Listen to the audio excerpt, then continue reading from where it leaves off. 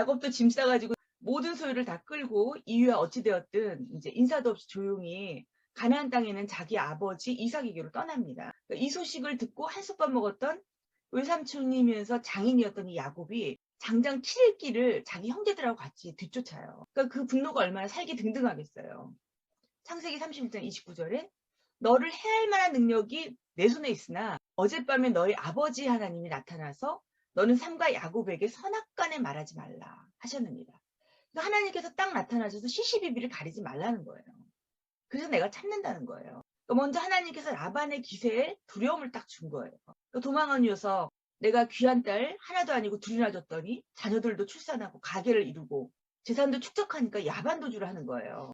얼마든지 라반 입장에서 인간적으로 족쇄를 채울 수가 있지만 근데 하나님께서는 미리 입을 막으시는 거예요. 이런 거 우리 주변에 우리 예가 너무나 많아요. 믿음 하나 보고 결혼시켰더니 내가 뒷바라지 다 했더니 그런 인간적인 생각을 딱 갖고 있는 순간 하나님 두려움을 딱 주세요. 시골에서 단칸방으로 있는 목사님 내가 모셔다가 서울에 있는 교회를 심호하게 했더니 이러면서 그냥 데리고 왔던 그 장로님은 그 왔었던 그때를 잊지를 못하고 자기는 그냥 나귀 역할만 한 건데 제가 그런 거 봤어요.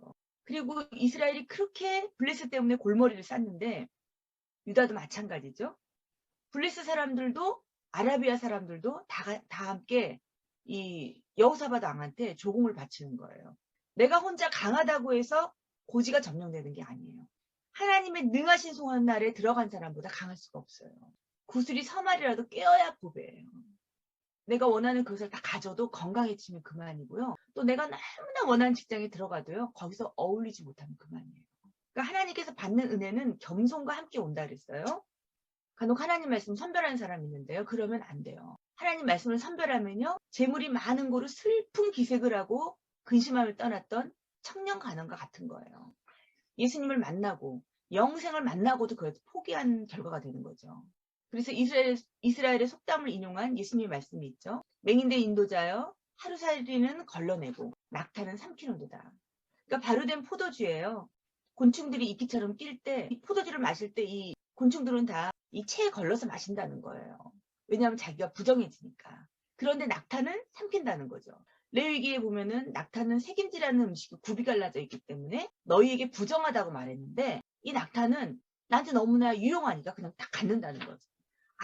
아주 작은 율법은 우리가 다 지키면서 우리한테 유익이 되는 건 안 버린다는 거예요. 낙타가 얼마나 그 사막지대에서 유용해요. 그러니까 두 주인을 삼을 수 없는 거예요. 내가 11조가 작을 때는 갈등이 없는데 11조가 커지니까 갈등이 생긴다. 이거 배금주의입니다. 확실한 배금주의입니다. 신앙생활은 철저히 습관이라고 생각합니다. 헌금도 습관이고요. 헌신도 습관이고요. 주일마다 예배 드리는 거 이것도 습관이에요. 그래서 몸으로 이렇게 익히는 거 굉장히 중요합니다. 그래서 몸으로 움직이는 게 어렵지 않아야 돼요. 그래서 우리가 말씀을 자꾸 들으려고 그러고 말씀대로 자꾸 내가 따라 살려고 해야 돼요. 왜냐하면 말씀이 등불이기 때문이에요. 주님의 말씀은 내 발의 등이요 내 길의 빛입니다. 왜 소경을 인도하는 거겠어요? 말씀이 없으면 어두우면 둘 다 더듬다가 넘어지는 거예요. 그런데 이제 여호사밧이 재물도 얻고 큰 영예도 얻으니까 역다 18장에 보니까 아합 가문과 드디어 혼인을 합니다. 그러니까 어떤 일이 벌어져요. 굳이 이스라엘 왕 아합이 죽는 자리까지 나갈 필요가 없는데 그 길르앗 라못을 차지한다고 할 때 거의 괜히 껴가지고 북이스라엘의 죄까지 짊어지게 되잖아요. 그래서 우리가 이 동행이 굉장히 중요해요. 우리가 말을 조심하는 것도 중요하지만 누구와 동행하느냐. 지혜로운 자는 지혜로운 자와 동행한다 그랬습니다. 이 동행이 굉장히 중요하죠.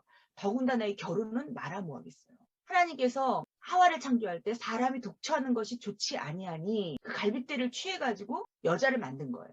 그러니까 반대로 혼인을 잘못하면 내 옆구리에 갈빗대가 아니라 이게 가시가 된다니까요. 돕는 게 아니라 역행하는 거예요. 이제 역대 20장에서 모압과 암몬과 마온 사람들이 결탁해서 쳐들어옵니다. 여호사밧 왕이 정신을 차리고 기도를 해요. 대적할 능력이 우리에겐 없고 어찌할 바를 알지 못하고 이렇게 주님만 바라봅니다. 가장 현명한 기도예요. 지난주에 말씀드렸죠. 쫓아내지 아니하고 허락하였다가는 너희 눈에 가시가 되고 옆구리에 바늘이 되어서 너희를 괴롭힐 것이라. 그러니까 가장 최고의 기도를 드리는 거예요. 우리의 회개의 기도에 가장 중요한 건 두 가지라 그랬죠. 나를 하나님 불쌍히 여겨주시옵소서. 나는 죄인입니다. 이게 머릿속에 콱 박혀 있으면 되는 거예요. 하나님께서 이럴 때 응답해 주시죠. 20장에. 사실은요. 우리가 급하게 기도하면 하나님 급하게 응답해 주세요. 두려워 말라, 겁내지 말라. 이 전쟁은 너희가 하는 것이 아니라 나 하나님이 맡아 하는 것이다. 우리 목사님들이 간증할 때 그런 말씀들 많이 하세요. 음성을 들었대요. 하나님께서 아무것도 걱정하지 말라. 근데 그럼 좀 뭘 풀어줘야지. 아무것도 안 풀려졌는데 그 말씀 하나는 들었다는 거예요. 그러니까 하나님은요. 하나님은 철저하게 우리에게 요구하시는 건 있어요. 순종이에요. 순종. 근데 그 순종은 어쩌면 기다리는 거예요. 계속 기다리는 거. 너희가 싸울 것이 없다. 너희는 대열만 정비하고 굳게 서서 나 주가 너희에게 승리를 가져다 주는 것을 보아라. 아멘. 근데 하나같이 마음이 평안했다 그래요. 아무것도 해결되지 않는데 마음이 평안했다. 일단 하나님 제일 먼저 주는 건 평안이에요. 하만이요. 장대에 달리기 전에 먼저 알았어요. 나는 죽었다. 어떻게? 자기가 모르드게를 왕이 타는 그 말을 태워가지고 다닐 때 금관을 씌워가지고 다닐 때 이미 왕께서 높이신 자는 이렇게 한다. 이럴 때 이미 자기는 평안을 하나님 뺏어간 거예요. 이게 우리가 평안한 이거를 너무나 가볍게 여기시면 안 돼요. 이것을 가볍게 여기면 이 땅에서 어떻게 우리가 죽음을 평안하게 맞이하겠어요. 가장 슬픈 일인데. 하나님 나라에 대한 소망이 있는 사람은 죽음도 사실은 약속이 되고 기다림이 되고 그 끝이 아니거든요. 그걸 생각하시면 돼요. 군대 앞에서 노래하면서 행진하니까 주님께서 어떻게 해요? 이 몰려왔던 암몬 사람, 모압 사람, 그리고 이 미온 사람들이 서로 치게 하는 거예요. 서로 치는 거예요. 이런 모조리 죽어요. 그리고 여호사밧이 다스리는 동안은 사방에 평안을 주셨다 그러셨어요. 물론 여호사밧의 아들은 이제 또 아합의 길로 갑니다. 여호람은. 그러니까 하나님 쳐요. 그리고 또 결국은 유다가 망이 므낫세 왕 때문인데 므낫세 왕이 너무나 악하니까 이전에 있던 모든 왕보다 악하게 구니까 아수르 왕을 통해서 칩니다. 우리가 어떤 그룹을 놓고서 너무 악해서 기도하잖아요. 결국은 자기네끼리 4분 5열이 나요. 그러니까 우리가 수가 적다고 위축될 게 아니에요.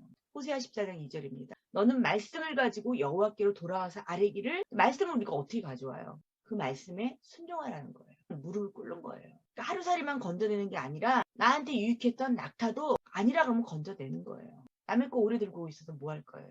내가 조그만 것만 지키고 큰 건 안 지키고 자기가 제일 힘들어하는 걸 딱 건드리니까 그때부터는 사람이 낙심되니까 딱 돌아서는 거예요. 그러고 나서 그냥 힘든 길로 걸어가더라고요. 그러니까 하나님의 구원은 사람이 많고 적음이 아닙니다. 하루살이는 건져내고 낙타는 삼키는 것이 아니라 하나님의 말씀으로 돌이키심으로 택하신 족속으로 왕같은 제사장으로 거룩한 나라로 그의 소유가 된 백성으로 살면서 적은 수에도 역사하시는 하나님을 의지하는 한 주간 되시기를 주님의 이름으로 축원해 드립니다.